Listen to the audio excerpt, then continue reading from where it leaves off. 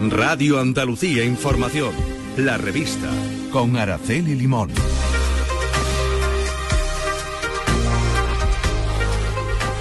Saludos, ¿qué tal? Muy buenas tardes a todos. Miren, a esta hora están reunidos en Sevilla un centenar de abogados especializados en la defensa de las víctimas de los accidentes de tráfico. Que ojalá usted no sea una de ellas, ni haya sido nunca una de ellas. Ahora mismo hay dos problemas. Que los patinetes no están obligados a tener seguro obligatorio, pese a que producen bastantes accidentes, y otro es que a veces las aseguradoras no quieren hacer frente a los gastos e indemnizaciones que estos letrados piden para sus víctimas.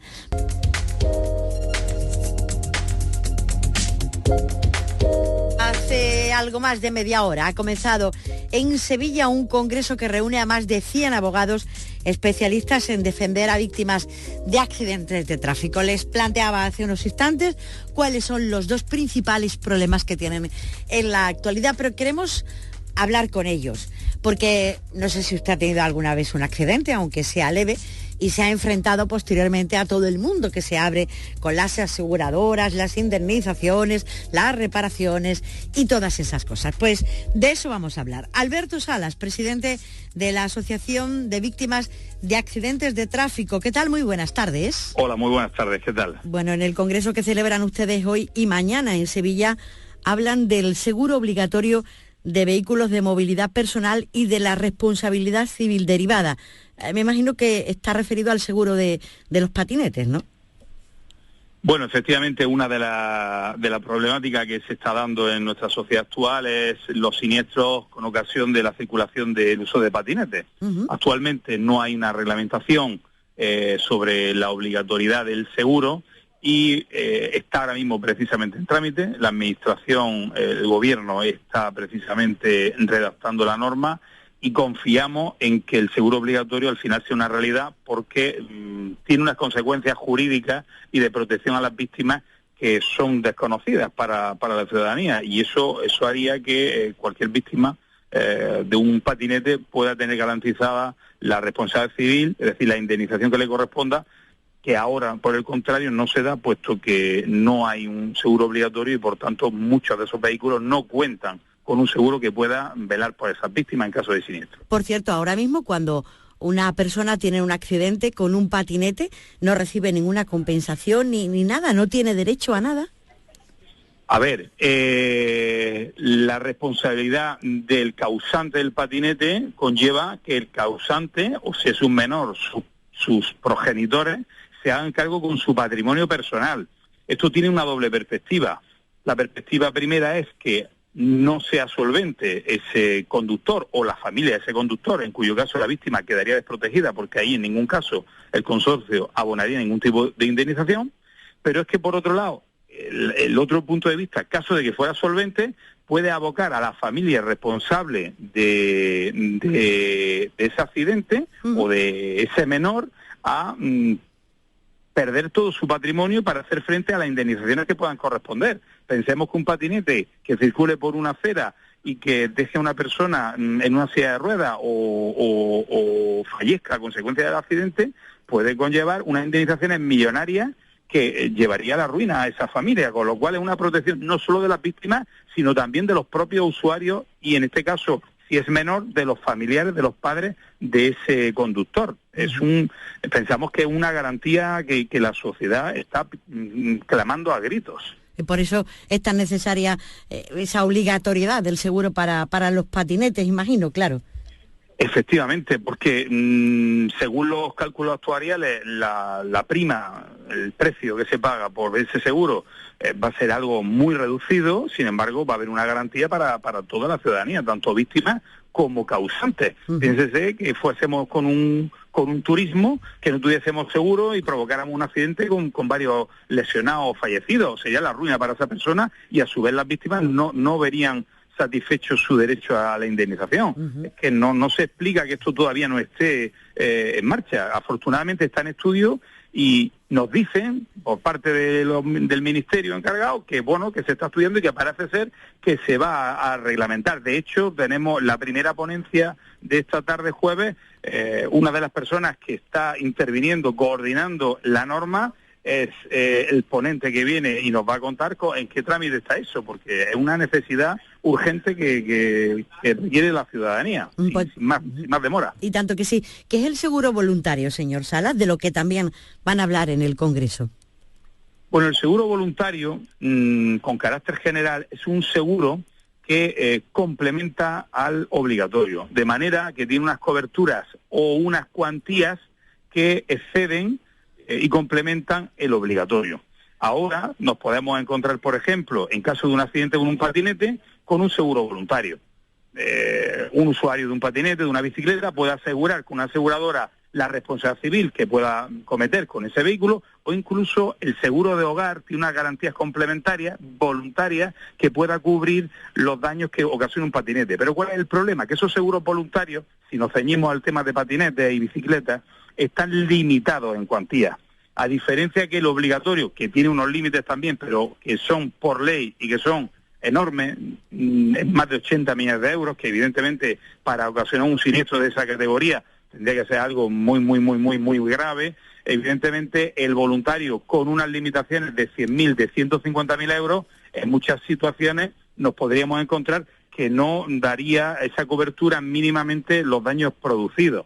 De manera que, bueno, abogamos porque sea obligatorio, porque el voluntario, como decimos, tú lo contratas voluntariamente con las cuantías que la compañía te permite o que tú quieras contratar, pero que en ningún caso te va a dejar indemne de la reclamación que te pueda hacer el perjudicado. Pero cuando tú llevas un coche, debes de llevar un seguro obligatorio, ¿no? A terceros. Sí, por supuesto. Eso es lo que le decía. Entonces, en el caso seguro, de turismo... ¿El dígame. seguro voluntario quién lo usa y para qué?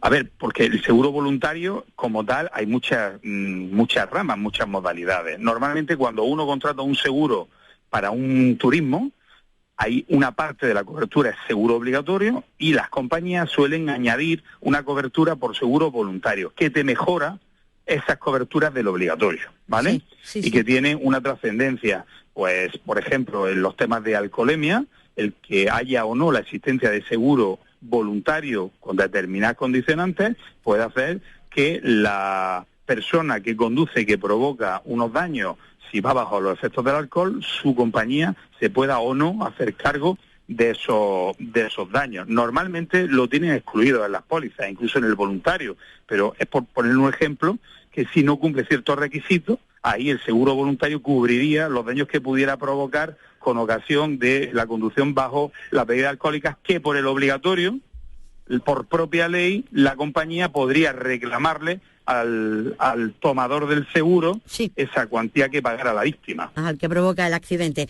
Señor Salas, ¿cuáles son los principales problemas que encuentran las personas que son víctimas de un accidente de tráfico? Es decir, ¿cuál es su vida a partir del momento del accidente?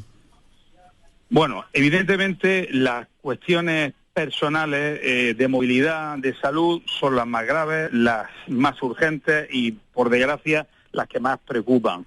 Y evidentemente el trato que se le pueda prestar a estas personas a través de los centros autorizados o por las propias aseguradoras, atendiendo el siniestro como se debe, haciendo pagos parciales, poniendo una ambulancia para el desplazamiento, poniendo a su disposición centros médicos, eso resulta fundamental. ¿Cuál es el problema? Que en muchas ocasiones nos encontramos que las compañías se desentienden y nos encontramos verdaderos dramas familiares, personales, puesto que no se pueden hacer cargo de unos gastos de ambulancia, una persona que esté privada de movilidad y la compañía le reclama y no te hace caso. Ahí es cuando intervenimos nosotros en el sentido de que reclamamos a la compañía lo que corresponda y si no, la opción es que la familia lo acometa y luego reclamar ese importe. Pero el problema es que no todo el mundo tiene una economía para acometer ciertos gastos, como puede ser de ambulancia y demás.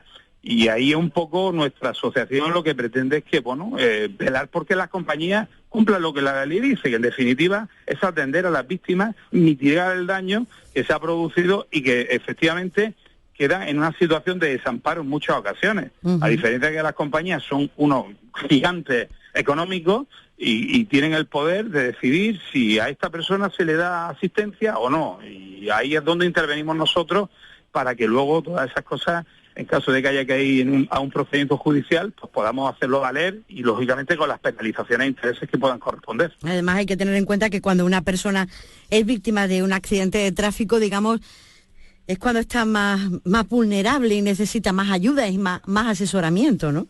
Efectivamente. Y fíjese, no solo en cuanto al tema de salud, en cuanto al tema personal, también desde el punto de vista anímico, psicológico. Cuando atendemos a los afectados por un accidente de tráfico en los despachos, les vemos esa tristeza, esa desafección y muchas veces hacemos de psicólogos, porque realmente ese trastorno que le ha provocado el accidente, que muchas veces deja algún tipo de trauma, no se estudia, no se ve compensado en muchas ocasiones, y hay que atenderlo también, porque se quedan, fíjense, una persona que viva sola, que en un accidente de moto pues se rompa una pierna, ya no solo la pierna, es que cómo sube las escaleras, cómo compra, cómo claro, se lava, es que es un problema.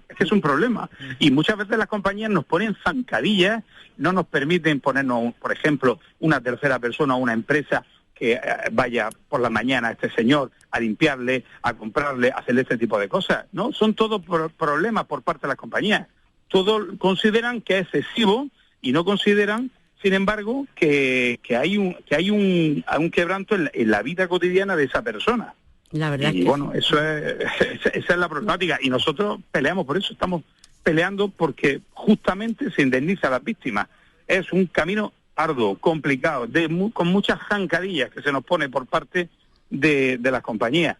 Y luego un juicio, a ver qué nos encontramos, porque claro, ahí te puedes encontrar de todo muchas veces. El señor Salas, un último asunto. ¿Las indemnizaciones a las víctimas de accidentes de tráfico son las correctas o también hay problemas, como usted reseñaba antes, con las compañías? Bueno, independientemente de cómo actúen las compañías en la resolución de los siniestros, que eso podríamos debatir mucho largo y tendido, lo que sí es cierto que el baremo de tráfico que se aprobó en el año 2015, que es el actual, aunque ha habido una mejora considerable en cuanto a las cuantías indemnizatorias, establece aún ciertos límites en determinadas partidas. Por ejemplo, en adaptación de la vivienda, en costes de movilidad. Por mucho que puedas acreditar una cantidad X, siempre va a estar topado, siempre va a estar limitado por lo que dice la ley. Sí. Eso va en contra del propio espíritu de la norma. El artículo 33 de la propia ley habla de la indemnidad del perjudicado, es decir, que se le indemnice de todos los perjuicios ocasionados. Si usted me está limitando a las cuantías, me pone unos topes, realmente usted no me está indemnizando en su totalidad. Y eso es uno de los principales problemas que nos plantea ese tipo de topes. Aparte de infinidad de cuestiones jurídicas y de la práctica que nos encontramos, y que trataremos algunas de ellas en el Congreso. De manera que, bueno, siempre también, desde nuestro punto de vista, hay que estar luchando también porque las administraciones, el gobierno, el legislativo, pues vaya modificando la ley en un sentido que sea más justo. De hecho, la Comisión de Expertos de Seguimiento del Baremo elaboró un informe de propuestas de mejora de la ley, que estamos a la espera de que eso tenga cuerpo normativo, y llevamos 2 o 3 años esperándolo. Es una cosa que la sociedad no lo sabe, pero se priman leyes que no son urgentes, y esto sí es urgente, porque hay cuestiones que se han visto por todos los agentes implicados, incluso por las propias aseguradoras, que esto es una cuestión que tienen que solventar y tienen que cambiar la ley, porque se están produciendo unos quebrantos que son irreparables. Bueno, pues la administración, el gobierno, el legislativo, no termina de aprobar esta norma, cuando está aprobada por unanimidad, 50 reformas aprobadas por unanimidad por parte de la Comisión de Expertos, que está representada no solo por abogados de víctimas, sino también por compañías de seguros y por el Ministerio y el consorcio. Es decir, ¿por qué esta tardanza? ¿Cuál es el problema? Esto sí es algo muy de denunciar, puesto que, en definitiva, cualquiera podemos ser perjudicados por un accidente de tráfico, y estamos un poco desamparados en esas cuestiones que ya están aprobadas. Pues la verdad es que sí. Alberto Salas, presidente de la Asociación de Víctimas de Accidentes de Tráfico. Que el Congreso sea fructífero. Muchas gracias y buenas tardes. Muy buenas tardes, muchísimas gracias a ustedes. Hasta luego. La revista de formación con Araceli Limón.